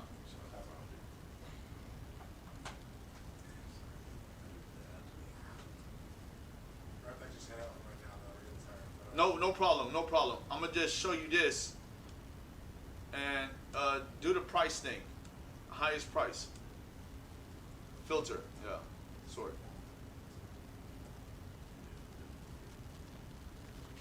Yeah, that one. Now look at this. You can walk over here and you can see this. This is Russian icons. This book costs $2,526. 14th to 16th centuries. If you even look at the cover, they're black. But they know brothers ain't got that money. And the brothers that do got money ain't spending it on that. They got to get the new J's. I mean, they could put this in a PDF though, like just put it online. No, they're not going to do that. No. They do not want you to have that book. You have to want to spend that money to get that book. It kind of reminds me of the saying, I hear a lot, but you put it in a book. If you want to keep something from a black man, you put it in a book. Listen, And it's kind of true, of course. and it's sad. Of course, and on the flip side, right? If you put it in the book, if you want to keep it from a black man, you put it in the book, right? That's why people, you know, back in the day, put the money in the book. If a robber come in the house, he gonna get the TV, he ain't gonna get the money, right? But watch this. You put it in the book costs too much, right? So you're not going to you want to read it. But who's gonna fork out $2,500? So we listen. Pierre, what's up, brother? You know what I'm saying? So I'll see you next week with that book, brother. You know what I'm saying? You know? Listen, but that's how they do it, because they know we're waking up. We're learning more, so they can't do the put it in a book and these niggas ain't gonna read it. Now we gotta hike up the price for these niggas try to get it. We different now. We got books. We got books that have information that can prove everything that we saying. We got the books. And not just from some white author. You understand? But you folks have a blessed night. It was always a pleasure you all coming through. You know? corresponds to the future. Come on, man. Yeah, you already know. You want to finish your point, 2868, before you leave? Read 2868 right quick. Come on. Listen, man, we be doing this all night, bro. This is crazy. You know? This is the book of Deuteronomy, chapter 28 and verse 68. Remember, these are the curses. Now, if it resonate with you, just let me know what's up. Because I'm going to show you what it is. Go ahead. And the Lord shall bring thee into Egypt again with ships. Hold that. Exodus 20 and 2. Don't go nowhere. Just pull Exodus 20 and 2. What is Egypt? When we read the Bible, you know anything about the Bible? A little bit. Okay. What was Egypt to the Israelites? Safe haven? At first. Home. At first. Also, some people say Egypt's here. We gonna get to that. Okay. What happened? What did Egypt turn into? Dictatorship. It can't. What she said? She said she had no idea. Oh. Yeah, I said Oh, I thought I heard it. See, listen, I'm a listener. I'm a Yeah. listener. It turned into slavery. Remember, the Pharaoh said, we need to put them in slavery before they become allies, because we kept growing. They were like, before they become allies with our enemies and overthrow us. You know, black folk, man, even in captivity, we can just pop out babies. The one thing we know how to do is have some sex. You understand? Because that's our comfort. That's our rest. Throughout everything that's going on, that's what we know we're able to do. That's how we're gonna relieve our stress and this, that, and the other, right? Be fruitful and multiply. Read that. Exodus 20 and 2. This is the book of Exodus, chapter 20 and verse 2. The Bible explains the Bible. Go ahead. I am the Lord thy God, which have brought thee out of the land of Egypt. Out of the land of Egypt, right? This is Exodus. This is after we left Egypt. Out of Egypt. Out of the house of bondage. That's what it means. The house of bondage. When you go into the root word of Egypt, which is matazarium, when you go into the root word, it means to bind. And we all know to be bound means to be in shackles. Can we be bound to the earth? No. Try again. So, yeah. Listen. You're funny guy. Listen. So, back to 2868. This guy is funny. Listen.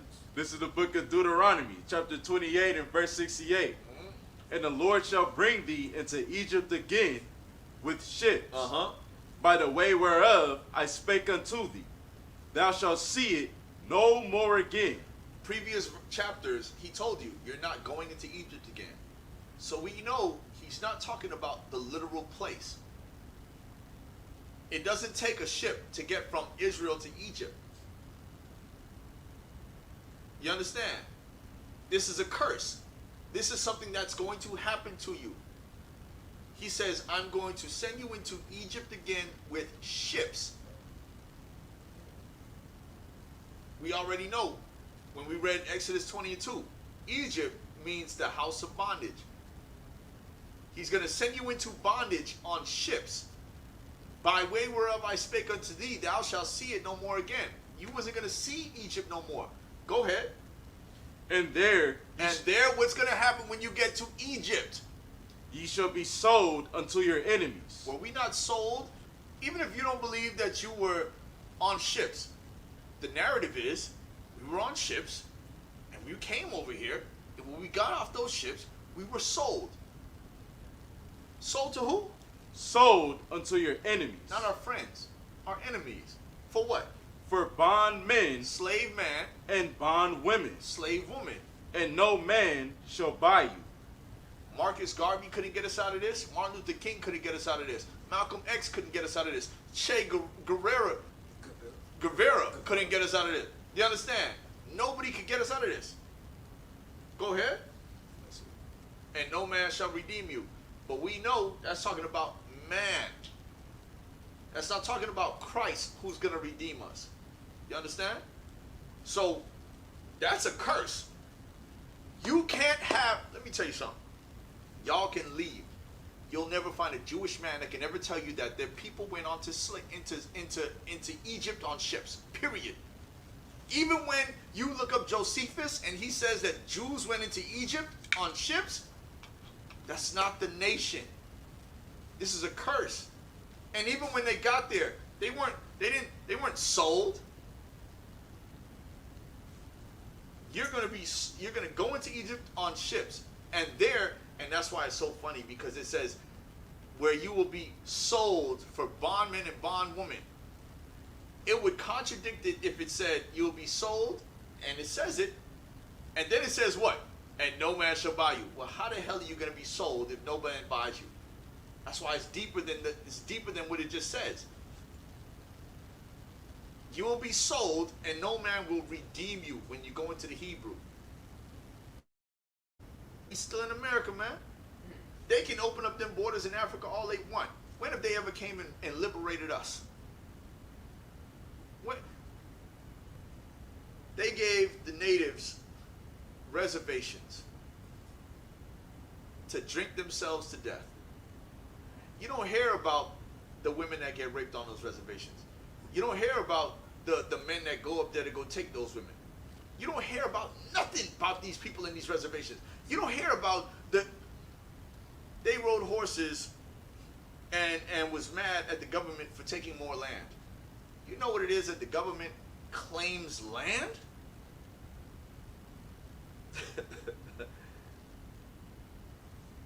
This is the world we live in. And yet we think we're free. But once you have understanding of what's going on, then you can say to yourself, see, that's why it's good to have questions. It's good to think outside the box, which is what you're doing. Are you saying we can't be bound to the earth? Listen, we here, ain't we? You know what I'm saying? On a minute level, we here. We not going nowhere, right? Guess what? We're bound by gravity. or they call it that, right? You know?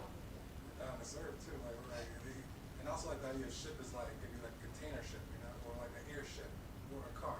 Like ship can be ambiguously interpreted too beyond just a river passage. But we basing it off of 2,000 years ago writing. Give me the blue letter for ship. Etymology wise, it just means transporting cargo, though, right? We're gonna see. We're gonna see. Because this is the Hebrew. Ships. Anaya.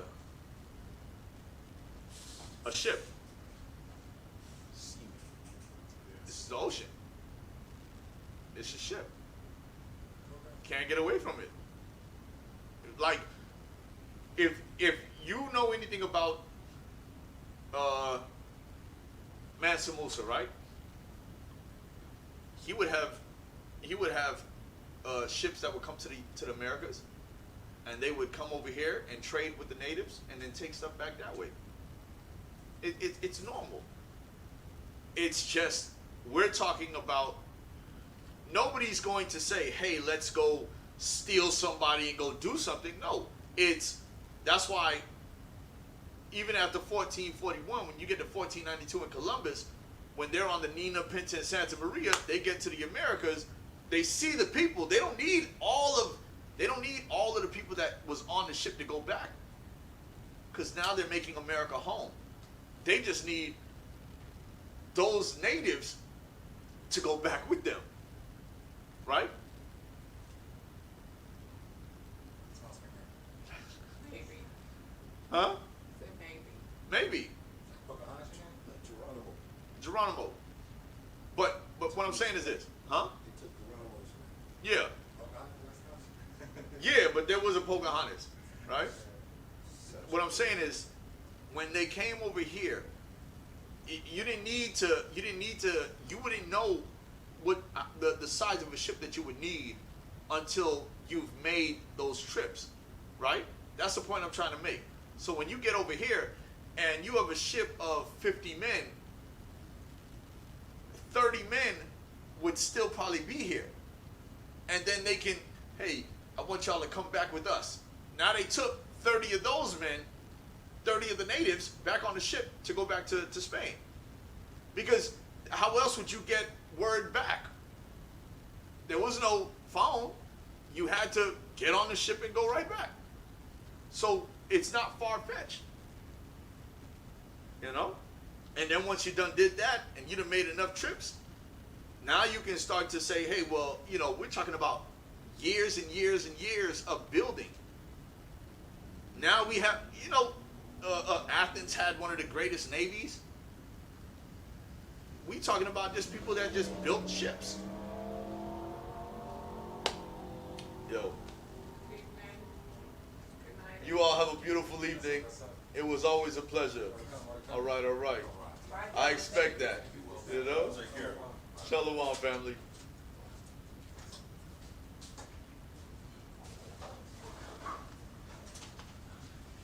What we gonna do is we gonna continue next week. You know what I mean? It was a very interesting and